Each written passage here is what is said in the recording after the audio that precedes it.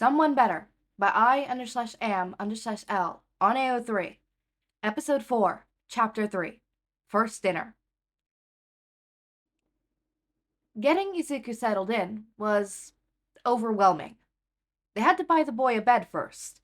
The child couldn't sleep on the couch forever. And Izuku had told him that he loved All Might, so Shouta had got an All Might sheet for him. But when he saw the sheets on the newly assembled bed, he started crying because they reminded him of home. So Shouta had to go back to the loud, bright, crowded store to buy him new sheets. The guest room was painted green. Shouta liked the color because it was dark and made the room seem cooler at night. And it helped him fall asleep. The rooms being as dark as possible were important for both Shouta and Hizashi. Shouta because his eyes often ached from his quirk, and he got overwhelmed. It was quite easy to trigger a headache. And Hizashi, because he got freaking headaches from the sheer volume of his own quirk.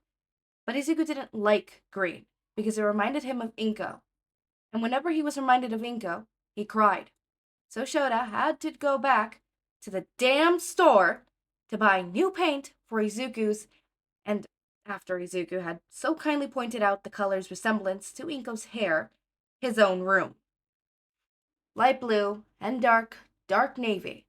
He, Hizashi, and Nemuri, who was utterly delighted to meet the newest addition to the household, had spent the entire weekend painting, and the smell of paint was too sharp and too chemical like that damn cologne the boys at UA used to wear, which brought him right back to the headaches issue.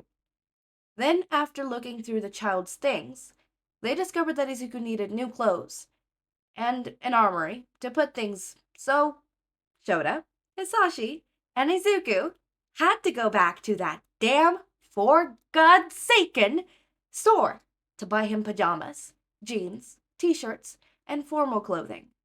And the worst part was, they would have to go back to the hellscape that was the store in a few months to buy Izuku his uniform for school. It was exhausting, mentally and physically, in all the worst ways. But they got it done. And Izuku's, and Shouta's, room was finally, blissfully done the following Monday. It was painted a light sky blue. The sheets matched the wall and were patterned with clouds and little smiley faces. He had a net hanging from one corner of the ceiling that held a variety of stuffed toys and action figures. The armory and his dresser held all his clothes, old and new, and the closet had extra sheets and blankets, as well as shoes. Overall, it looked nice. They had their first real dinner on Monday night, and after so much shopping and painting, it was quite possibly the best thing Shouta had ever tasted. Nemuri's absence was painstakingly obvious to the adults. The purple-haired woman had joined them for almost every dinner she had time for, but with Izuku being so new to the house, and so overly sensitive after his excitement over living with heroes, and the grief after losing his mom had truly started settling in, they didn't want to overwhelm him with Nemuri's presence. After all, the child had only met Nemuri once, and he almost fainted. As Shouta ate the food Hizashi prepared, he couldn't help but wonder why he wasn't crying. Izuku could hardly go an hour without tearing up. The bright, happy child they had encountered for a few precious hours had long since faded away to a sniffling little boy with watery eyes and a near constant pained look on his face. And Shouta was sad, yes, but he couldn't bring himself to cry for the woman. For years, Shouta had considered Inko his best friend, even after she left him for Hizashi, and the only way he'd known she'd ever still remembered him were the letters that appeared in the mail periodically. He had loved Inko. He had really, truly loved her, and he thought he still did, despite everything. But he couldn't bring himself to mourn for her. Not really. The Inko he knew had died the day she left him for her boyfriend. He had grieved her after the wedding, and he had buried the image of the woman that was into the far recess of his mind at the funeral. The old Inko's casket had been lowered to the ground when he said his goodbye to the woman for the last time 2 years ago. 2 million years ago. and it had been buried far away under a landfill of hurt, left to rot in a place he didn't like to think about. And he couldn't mourn for her even more than he already had. Hizashi was chatting excitedly to Izuku, keeping it up, even if the boy only responded in hums or grunts. Hizashi seemed to be making it his mission to distract the boy, never getting discouraged. Shouta was reminded, once again, of how good Hizashi was with kids. May I be excused, please? W's. You have to finish your food. Shouta said. I'm not very hungry. Izuku admitted. I'll put your food in the fridge in case you want it later. Shouta accosted. I probably won't.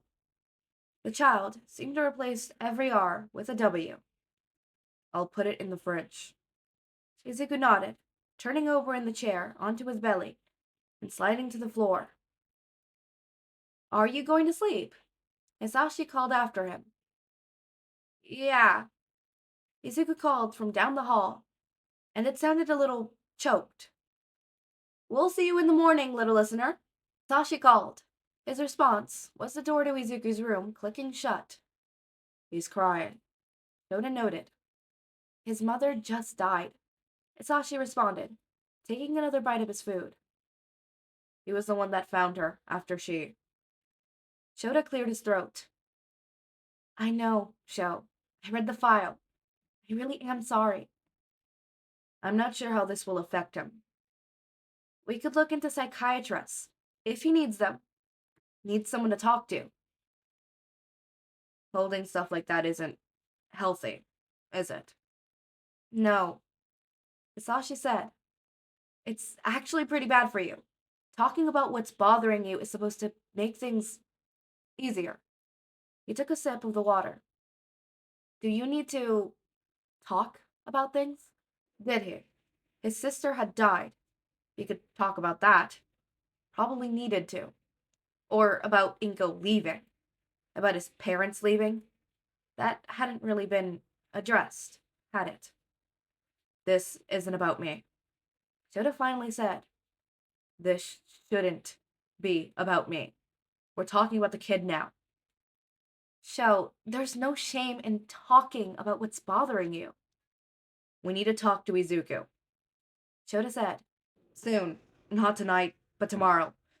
Or the next day, just soon. About Inko. And Hizashi. He thinks the reason his dad's not here is because of work. Is that what you thought when your dad left? Is that what your mom told you? Hizashi asked, never one to drop the topic of conversation. Hizashi, this isn't about me.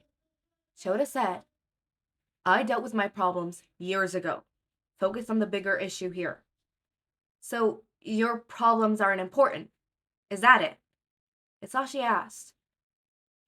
It's just a question, Sho. Shota's irritation was replaced by a thrum of anxiety between one heartbeat and the next. He didn't want to talk about this. He didn't. He didn't. His hands gripped at his arms, involuntarily, fingers tapping at his elbows. Hizashi, you're making me very uncomfortable. Please, stop. And Shouta hadn't had to say something like that in years. At UA, not a lot of kids liked Shouta. He replaced one of the well-liked kids in school with his transfer to the hero course. Of course, they didn't like him. They liked to tease him and shove him around in the hallways and just go a little too far in training because they knew it would bother him and they knew that he got overwhelmed easily. On one such occasion, they pushed him over the edge so far he ended up screaming at a student, head pounding with a headache and stomach twisting like he was about to be sick. Shouta had regretted that incident, since the rumors about the events had spread like wildfire afterwards, and everyone seemed to walk on eggshells around him. Even his best friends. It was far worse than being teased. But he, Nemuri, and Hizashi had worked out a system. If a person was overwhelming him, beginning to push him into a state where he felt like an ice pack was splitting into his head and his heart was racing and he felt like he was about to be sick. Then all he had to say was, "You are making me uncomfortable, please stop." And if they didn't, Nemuri or Hizashi would step in to help him. He hadn't had to say anything along those lines in over 3 years, and never to Hizashi. Hisashi's eyes widened. "Okay," Hizashi said. "I'm sorry. I'll stop." "Thank you," Shouta said, running a fist over his stepdrum, as if that would make his chest stop hurting. "Don't thank me," Hizashi said. "You don't want to talk about that, and I pressured you. I shouldn't have done that." "No, you shouldn't have," Shouta said bluntly. Hizashi smiled sadly. "It won't happen again." "It probably will," Shouta said knowingly. "Then I'll make an effort not to do it again." Shouta nodded, sighed. "I'm tired," he said. "Okay," Hizashi said. He checked his watch. "It's pretty late, so how about you go to bed now? I'll keep my patrol tonight short, and I'll be back by morning." "Okay," Shouta said. He and Hizashi grabbed their plates, placing them in the sink to be washed later, and walked towards their shared bedroom. Shouta got ready for bed, and Hizashi to get dressed for patrol. "Be safe," Shouta said as he pulled a sleeping shirt over his head. "Always," Hizashi said. They hugged each other. Hizashi pressed a kiss to his cheek as they did so, before Hizashi walked out of the room, closing the bathroom door behind him. Shouta heard the front door click shut across the apartment. Shouta sat at the edge of his bed, hands stapled together in front of him.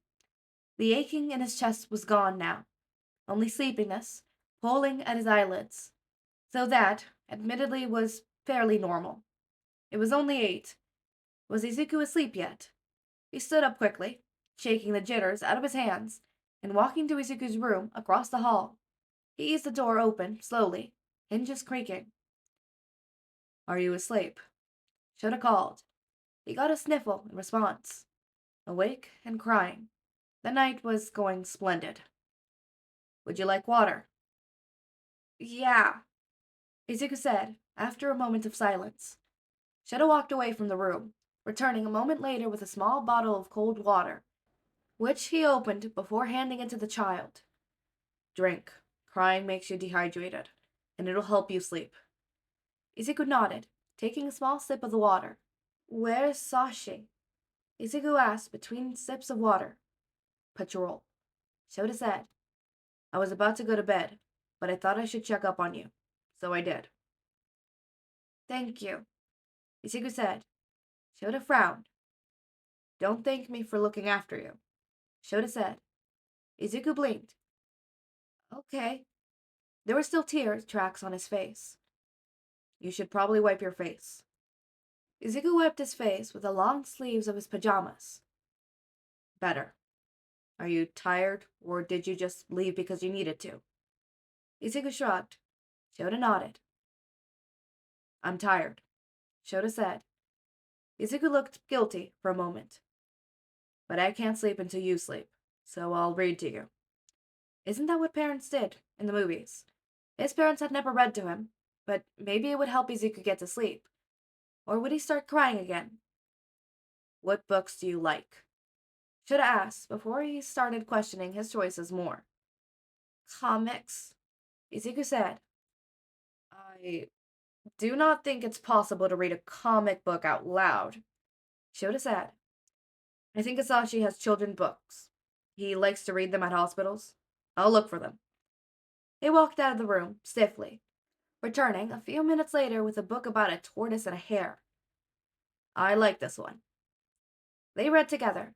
Izuku asked a few questions as they went along. Shouta was leaning against the headboard of Izuku's bed as he read, and the child sat beside him. Eventually, the child leaned against him so he could see the picture better. Shouta was uncomfortable at first, but the child was warm, and he relaxed soon afterwards.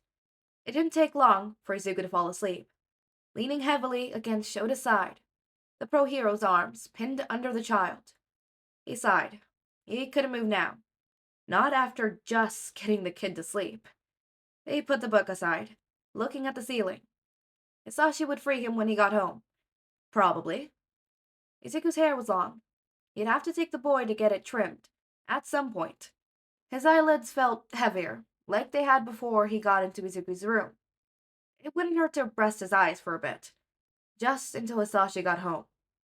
They fell close. When he woke up, he was covered in a gray blanket. The child was still asleep next to him, but he had shifted in the night, sleeping in a space below his arm instead of on his arm. Shouta slowly pushed the blanket aside, easing his way out of the bed.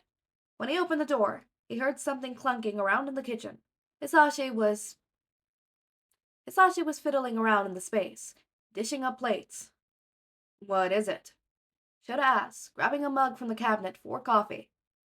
Origami, Hizashi replied. On the plastic plate, which he assumed was Izuku's, the origami had a little smiley face drawn on it. Shouta set his mug by the coffee maker and grabbed the food, putting his and Hisashi's in their usual places, and Izuku's in a spot that had almost claimed as his own. Should I wake up the cabbage? Shouta asked. Probably. I'll get our coffees fixed if you take care of him. Shouta nodded, walking back to the boys' room. He knocked on the still open door. Wake up. Izuku groaned. There's food. Izuku mumbled something incomprehensible. If you don't wake up, I'm eating your food. No, he wouldn't. Cabbage. Wake up time. Come on. The boy sighed, getting up slowly and slipping off the bed. I have to get dressed. Izuku informed him. Shouta nodded, leaving the room and shutting the door behind him. Hizashi was sitting at the table, sipping his coffee. Shouta sat across from him and began to drink his own. His hands felt less dull and tingly with sleep after getting his caffeine fix. The child walked out of his room a moment later, and he and Hisashi's eyes widened when he saw him. The child was wearing bright yellow pants, and since when had he gotten yellow pants? And a dark red t-shirt. His feet were enclosed in electric green socks, and his hair was an absolute mess. Even Shouta, who knew next to nothing about clothes or how they matched, could tell that wasn't it. I think I should have picked out his clothes, Shouta said. Hizashi nodded slowly. Izuku climbed onto the chair, leaning his head against his hand and taking a big bite of his food. Hizashi and Shouta slowly turned back to their own food, talking quietly amongst themselves. I think we should cut Izuku's hair, Shouta said, and start researching schools. Hizashi hummed. Do you want a haircut? Shouta asked. Izuku looked slightly uncomfortable at the prospect. We won't be shaving it or anything. A trim, at most, to make it easier to manage. Your hair is long, Izuku said. I'm an adult, and my hair doesn't go in all directions. Your argument is null. We're not cutting it if you don't want to, Hizashi cut in. It just might look better and easier to take care of if we trim it a little shorter. Okay, but not shaved. He said that last part sternly, like that needed to be clearly expressed before they proceeded. Of course, Hizashi said. I'll call a hairstylist, but in the meantime, kid, you gotta change your clothes. Why? Izuku asked through a bite of food, making a mess everywhere. Shouta passed him a napkin. Hizashi said, clearly trying to find a way to phrase it nicely. They don't exactly match. You look like a stoplight. Shouta! Oh, Izuku said. But I like my clothes. At least change the pants. But I like yellow. Shouta shrugged. Then the shirt. But Unky Show, I like the shirt. Shouta froze. Did you just call me Unky Show? Oh my goodness, that was the cutest thing I've ever heard. Can I please keep my clothes, Unky Show? Izuku said, flashing him poppy dog eyes. He knew what he was doing. Shouta was sure of it. Shouta narrowed his eyes right back. Well, at least the child wasn't crying for once. Change your socks. Izuku grinned, jumping up and hugging Shouta's arm, before barreling back into his new bedroom to, presumably, get new socks. Did you buy him yellow pants? Why on earth would I buy him yellow pants?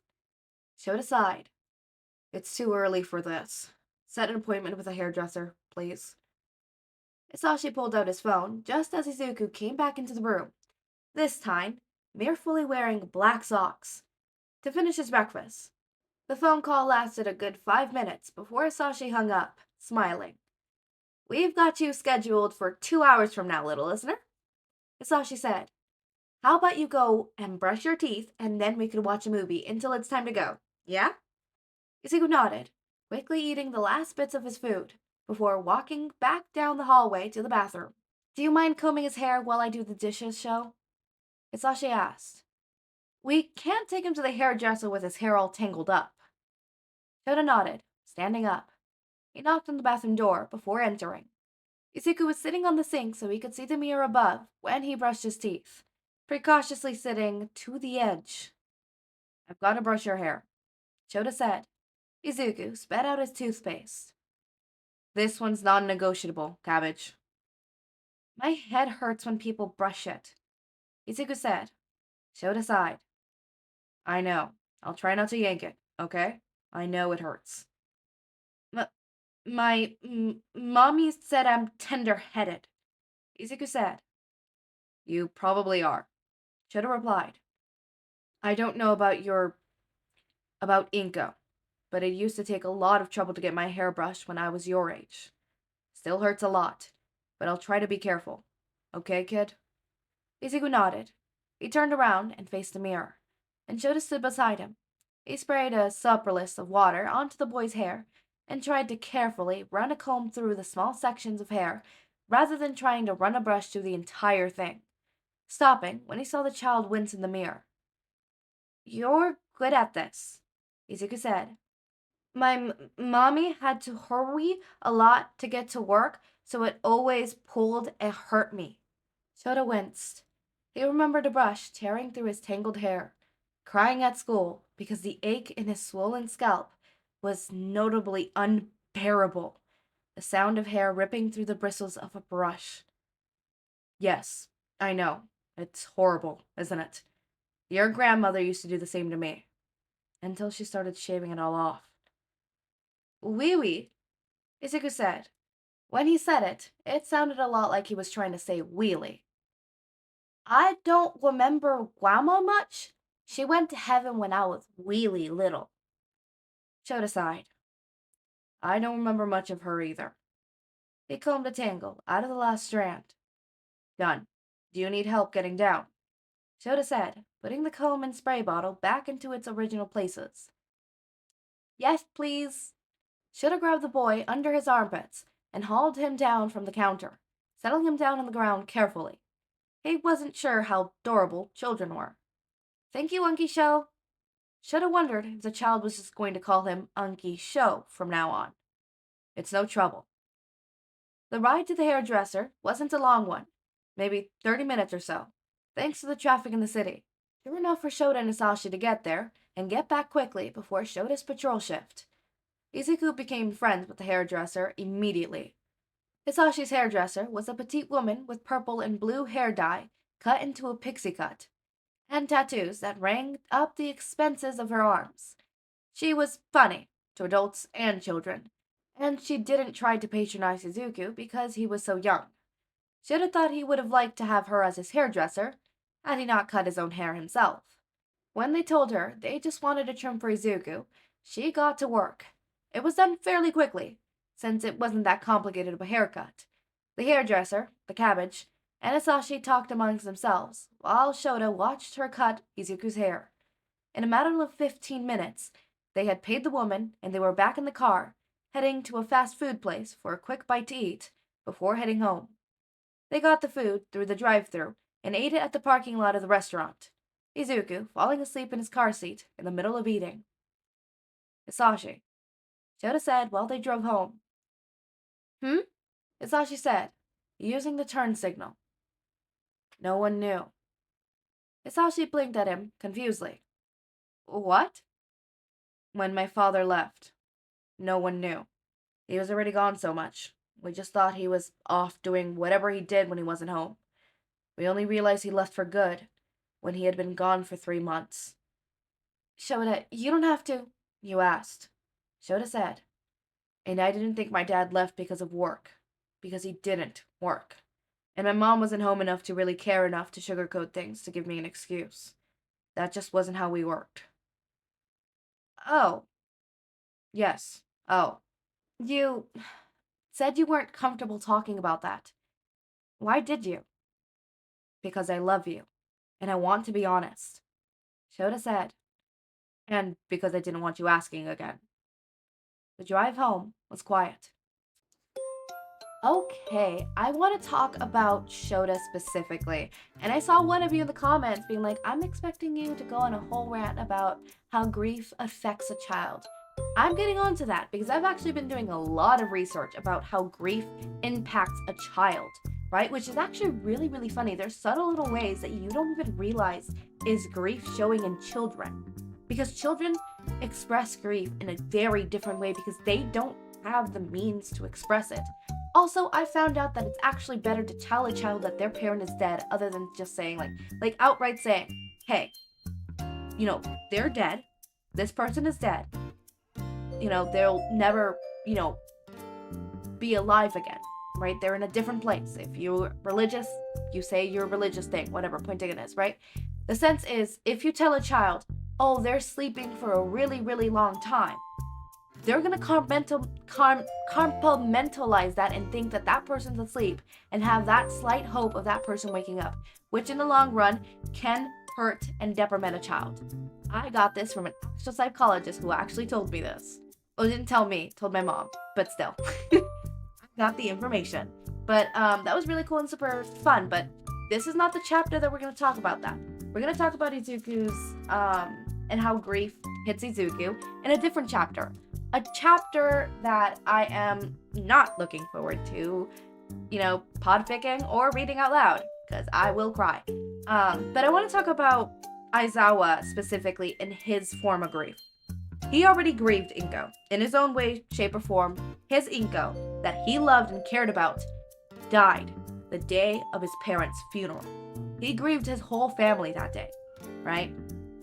And I think his whole mindset of why am I not crying? That is very explainable. And actually, no, I can't explain it to you, but I can empathize and I can relate because there are moments where I am extremely upset, extremely sad. Like I'm crying over a fanfic, and I be crying for like 5 minutes, and then it goes away. And I'm sad and upset, and I want to cry, but nothing's happening. There's no tears. And for the longest time, I always thought it's like, especially when I was a little kid, it used to be super horrible when I was a little kid. Like, don't get me wrong, there's moments where I can't cry, and there's moments where I can't stop crying. My emotions are haywire. But in the moments where I can't cry, I'm always sitting there and thinking, am I heartless? Am I horrible? Why aren't I crying? I want to cry. I'm upset. I'm sad. Why am I not fucking crying? Right? And obviously in the moments where like I'm crying out of fucking nothing and I'm like angry, like for example, I'm an angry crier. I'm always like, what the fuck am I crying? Stop crying. When I want to cry, I don't cry. When I don't want to cry, I cry. Emotions. We love them. We feel them.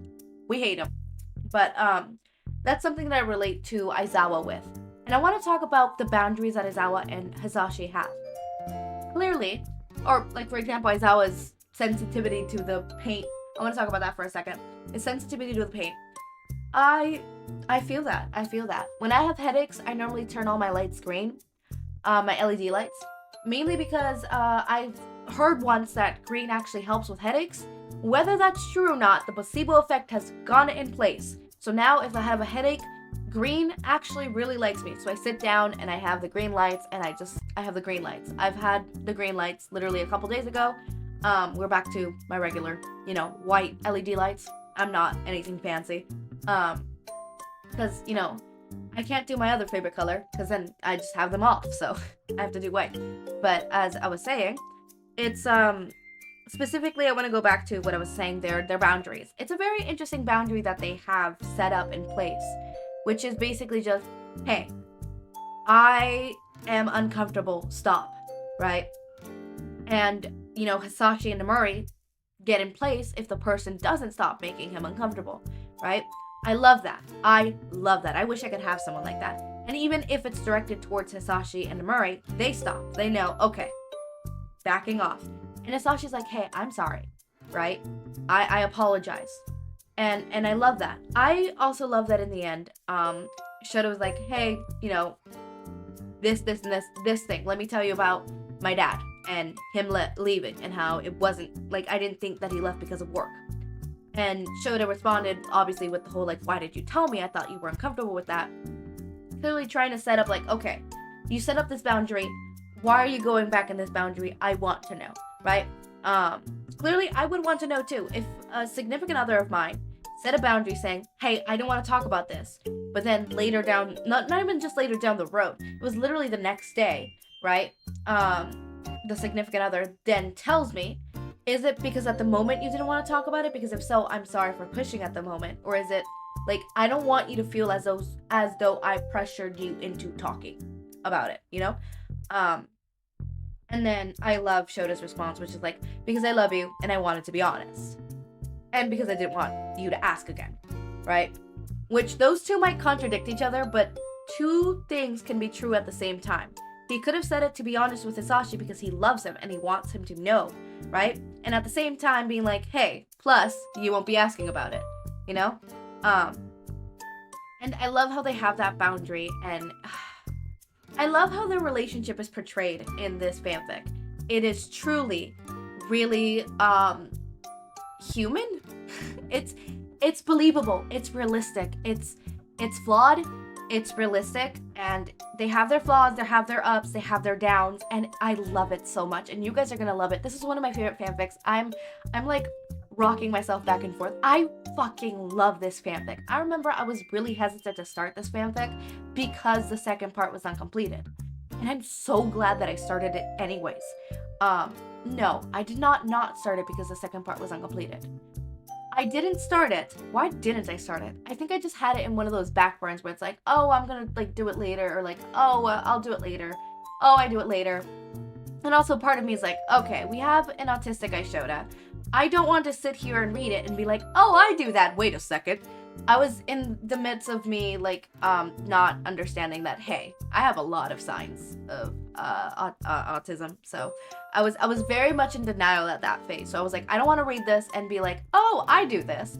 And I ended up, reading it like 2-3 months later, and I regret not reading it sooner because I love this fanfic so much. And when I got the okay to podfic this, I was so happy because I really, really, really, really, really, really, really, really, really, really, really love this fanfic. This fanfic is so amazing. Sorry, I'm gonna leave you guys at that. This was a shorter chapter, but I made it longer because of my ranting. Anyways, as always, my raindrops, make sure to eat, sleep, drink water, take your meds. Have a wonderful day or night. Link to my Discord server and socials are down in the description.